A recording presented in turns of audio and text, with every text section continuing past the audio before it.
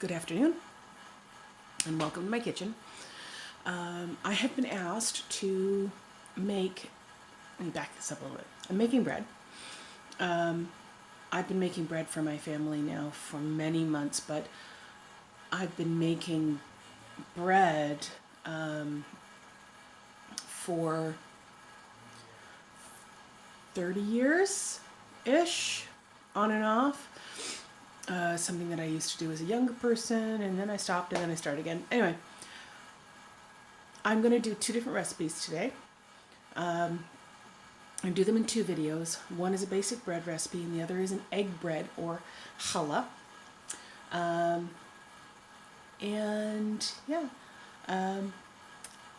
We're just going to get this going. This is a basic, foundational food stuff. This is not artisan. It's not fluffy. Well, the bread's fluffy, but this is about feeding yourself and your family and enjoying the process of making bread. It's a lot of fun. Anyway, Miss Caroline, you asked for it. Here you go. All right, let's get started. So this is a 2-cup Pyrex measuring cup. We need, for this recipe, 1 cup of warm water. By warm, you're talking about body temperature, right? So if it's the same thing as your wrist, if you've had children, if you've ever prepared a formula bottle, you know or a baby's bottle, you want it to be the same temperature as your body. So that's what we're going to judge by. The yeast likes it best that way. So I'm going to get a 1 cup of water, and I will be right back.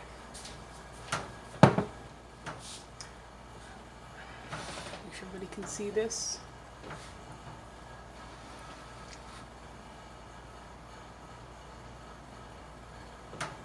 Okay.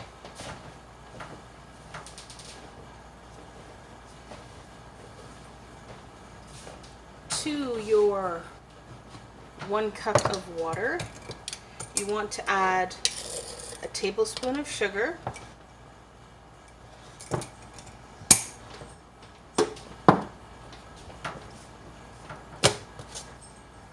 and your yeast.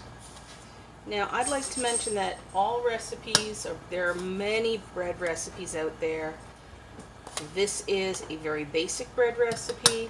I'm going to simply share what I do on a weekly basis because it's been requested. Now, I usually do twice this amount. We currently have a number of extra eggs, so I'm also going to do an egg bread recipe or challah, which I will be doing after this, or while this is rising, to be honest. So what we have in here is our yeast, sugar to give the yeasties something to eat, and water to activate all of this. We're just going to put it aside, keep an eye on it because it will get active and go right up over the top. While that's activating, we're going to measure out 9 cups of flour.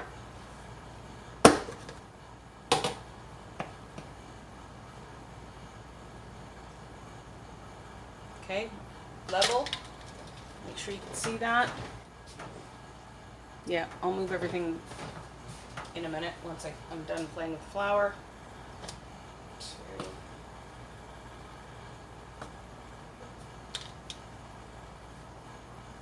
Note that it's leveled. 3.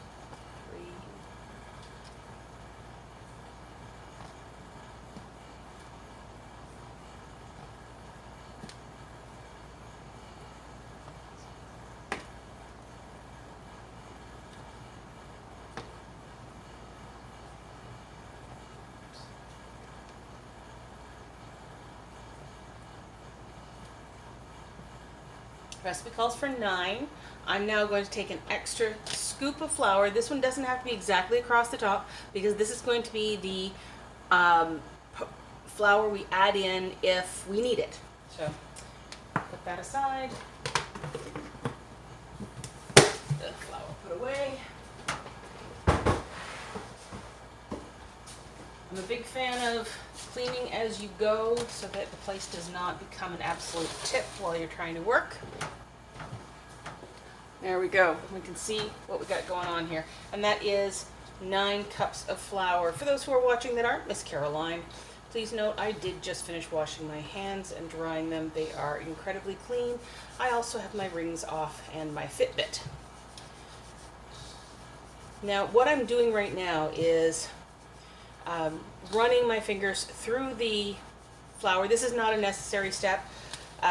And wherever I'm feeling slightly firmer compactions of the flour, because it does get compacted in your container or in the bag, I'm just breaking that up, okay? Because I noticed that there was quite a bit of it. If you have a sieve, you can sieve it. You can sift your flour. It's not necessary. All right, recipe also calls for 1/2 cup of sugar in here. I have a 1/4 cup measure here so it fits in my sugar bowl.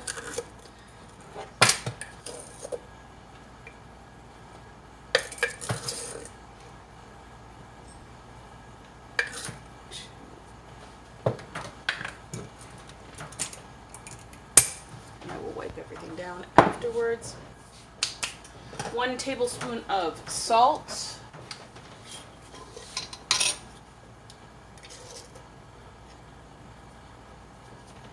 And I'll send you the recipe, Miss Caroline. Actually, I'll put it in the description of the video below so that everybody has it if they want it. And I believe salt, sugar, flour, yeast mix. The only other thing we need, and it's not necessary, but I like it and it makes the bread better, it's very traditional, is some kind of fat component. Now, the recipe I have does say oil, and I will put it in as oil. However, I use lard.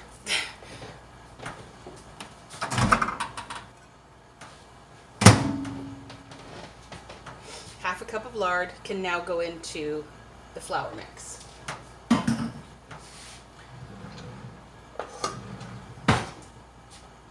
So I like to mix in the lard and make a little bit of a paste.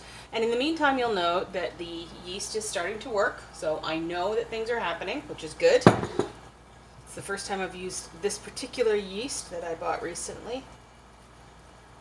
Yeast is a hot commodity right now, so make sure your mixture isn't too hot. All right, now we can add in the yeast mixture. And all we're doing is activating the yeast with that step. I also need 3 more cups of water, same temperature. Again, we don't want to kill off the yeast. That'll happen in the oven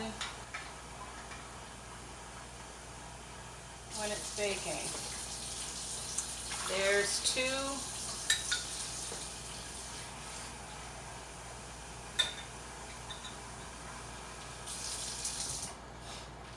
And 3.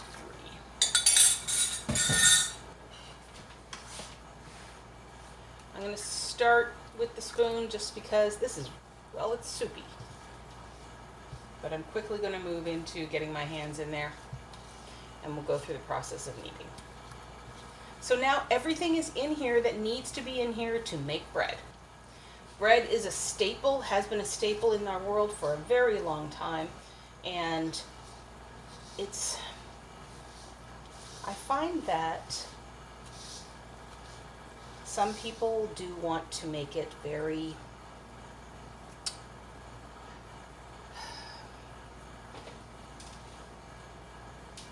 almost like you have to be an artisan to do it. Bread is a beautiful and tactile thing, and it's basic. You know, it uses basic ingredients. So right now I'm just folding in the flour that was already in there. This is sticky, especially at this stage. This is a particularly wet day, and this is where you're going to use your eyes a little bit, your hands a little bit. You're going to feel the dough. And this is far too sticky, So this is why we reserved the extra flour. Okay, so I'm just going to drop some down. And we're not getting specific here. We're just putting some down. I'm going to put the dough on top of it. There we go. So the bottom is now picking up that dough, that flour. And if you find you have a sticky mess like this, flour, just clean off your hands.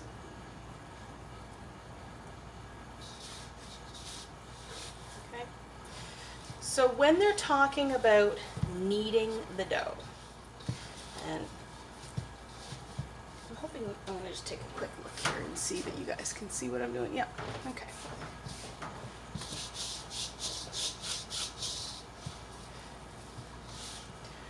I'm swinging my hand underneath, lifting up the dough and folding it back in on itself. Okay, I can already feel that it is picked up, and is the flour. It has gotten much firmer, much easier to function with, to work with. Still too sticky for this type of bread. I'm gonna throw a little more down.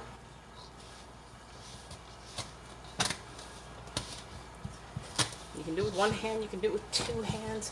Normally I make twice this batch, so I would normally use both hands and just get in there.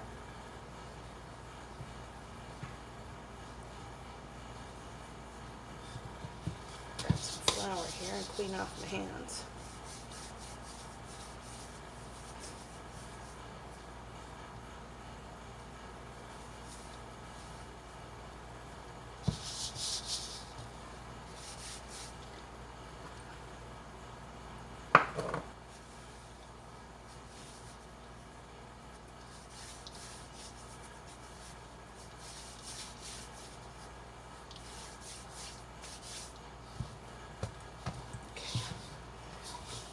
There we go.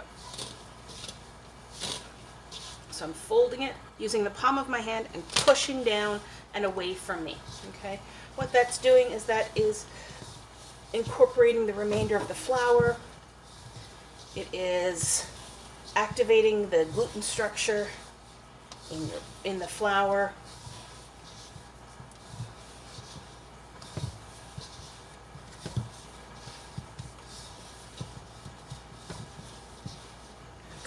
Pile here, move around, go.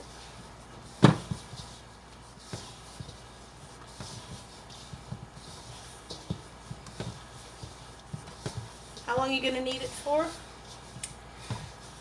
I'm not going to give you a time on it because every batch depends on a lot of things. There's even environmental pressures, like it's raining today, right? So my air is more damp than normal. But you'll notice I kneaded all that dough in and it was not sticking, and now all of a sudden it is. That's because the liquids in the dough have now absorbed the flour, and they're telling me that they could use a little bit more.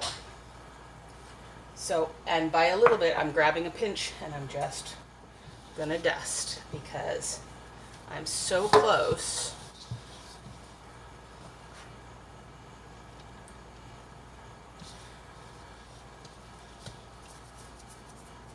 Don't want to go too far with it.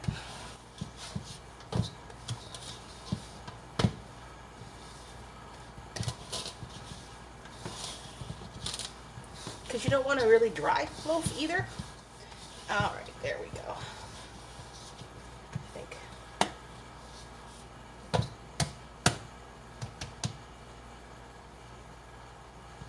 Nice bounce back. That. Okay, so here's something that I always do, because if you don't, you will regret it afterwards, and that is I'm going to lift up the dough. I'm going to spray the bowl. You could transfer this to another bowl. I don't see the point in making a bigger mess, so I'm going to move this. I'm going to spray the bowl with some kind of spray oil, your choice. I have a olive oil sprayer here, so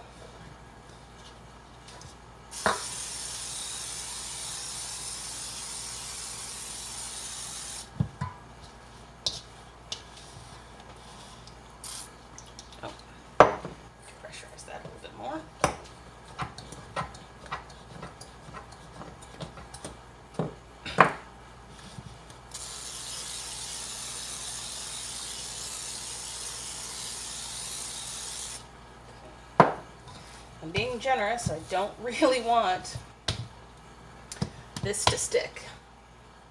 So now is the time for rising. And you're not going to sit here and watch this rise. You can if you want, but I'm not going to film it. So probably about an hour in a warm place. By warm, I mean room temperature is just fine. You want to cover it with something. Some people will use plastic cling film to keep the heat in and all of that other stuff. I go a little more old school. I've got a couple of towels that I dedicate for this purpose. So I'll cover this and I'll ignore it for about an hour. Doubled in size is what you're looking for. All right, so I let this proof for too long. And when I moved it, it started falling, and that's fine. It will be fine. So first thing I want to do is we're going to punch it down. Go. Bring this back over where you can see it a little bit. Yeah, you can still see what I'm doing? Good. Alright, so I'm going to punch it down, which in this case is just moving it a little bit and get the air out of it. Go. Because when I make my loaves, I go by weight. Now, this is a tip I'm going to give you right now. This one's important. Get this into water right now, because if you don't, all of this is going to stick on and you'll spend far too much time trying to wash it. Now, keeping in mind that it's a big bowl, so I put it in the sink, I spin it. Eventually, it all works. Okay, so let's make sure we have flour down in all the right places. There we go. Just need enough flour on your surface so that it doesn't stick to your counter. I choose to weigh out my loaves. And to do that,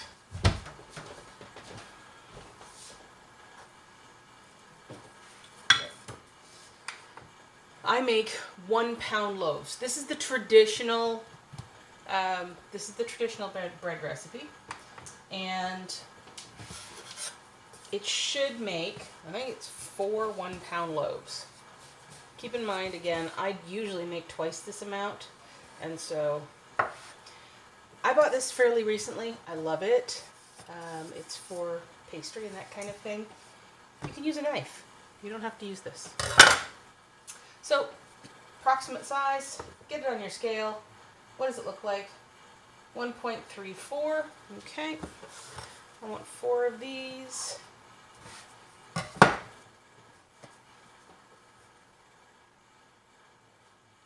Now, I'm not being super picky because, you know, a pound, 0.2, couple of ounces, whatever.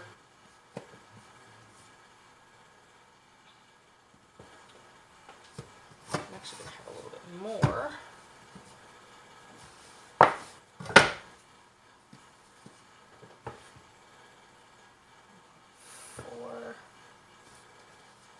What's this? 14. I could get real picky here and make 5 loaves of bread. And I might just do that and then braid the hollow. Okay. So this one.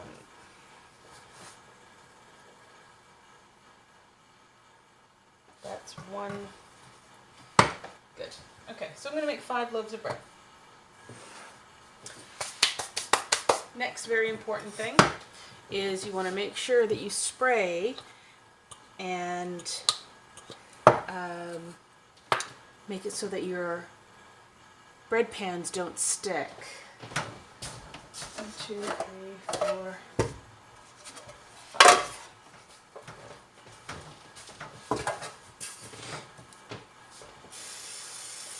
You want to get in all the corners, all the sides. Don't scrimp on this or you'll hate yourself later.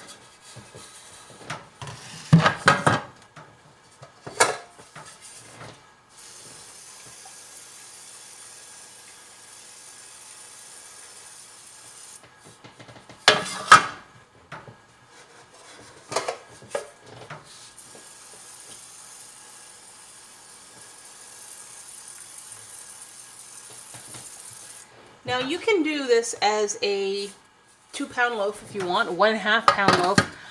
I'm not picky, but I have found the bread works best for our household at 1 pound because it fits in the toaster and everybody likes toast. So that's the only reason we do what we do. And one more, and then we'll start filling.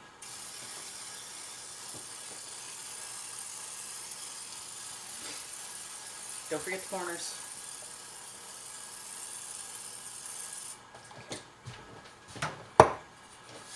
Okay, what do we do next? Well, we're gonna form it. So now you have something that is kind of floppy, right? And I want to tuck all of this into a shape that will work with this oblong pan. So for me, I like to make sure everything's tucked in underneath. So all I'm doing is tucking. Okay. And you'll notice as I'm doing it, it's starting to form shape. I'm going to tuck this in. And then I flip it over.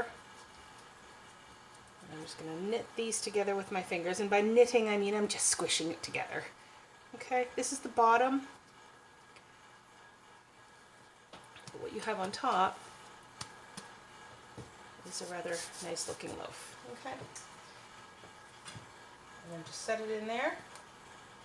We're going to let it rise for a few minutes as the oven warms up.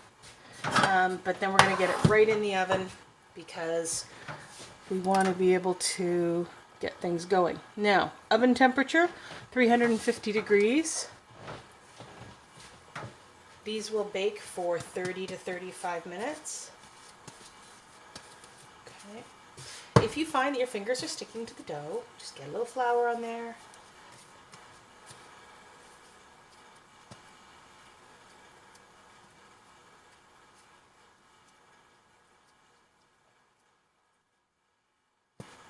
Okay. Tuck this in. It's going to rise and fill the pan.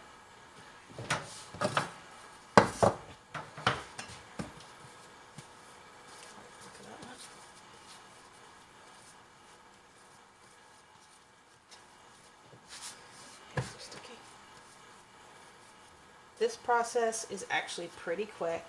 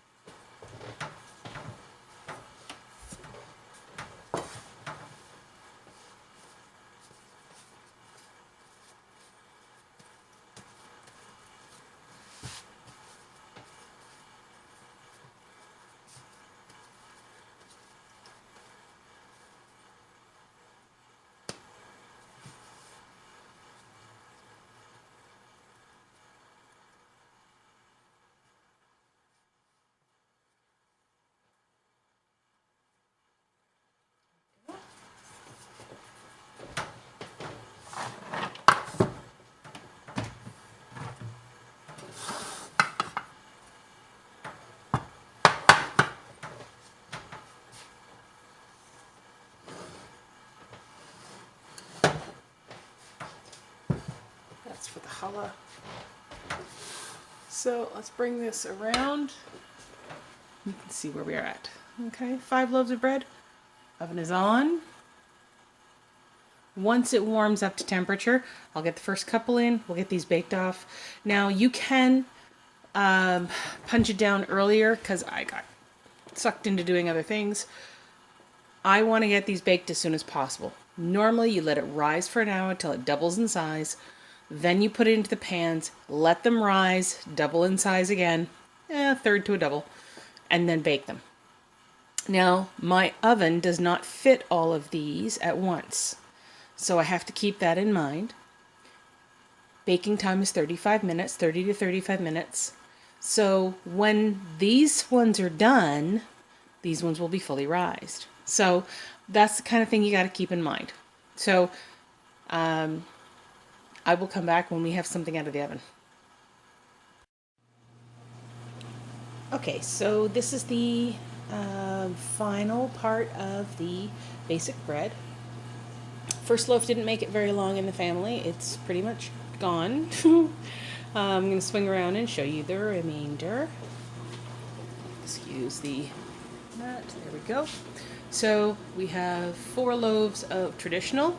There's one of the challah. I've got 2 more coming out, and I'll do the finish up of that. One of the things that people will ask, how do you tell when it's done? 2 things. One, there's a timing thing. These were in for 30 minutes. For me, it's between 30 and 35 minutes. Now, these just came out of the oven, so they're good and hot. And I'm going to, now, the dishwasher right beneath us is going, so I'm not sure if you'll be able to hear it, but you flip it over. It's actually the bottom. You want to hear a hollow sound when you tap it? So that works for me. Everybody's making that happy sound. This way I know they're not undercooked in the middle and they're lovely and golden on top. Have yourself a great day, and we'll chat soon.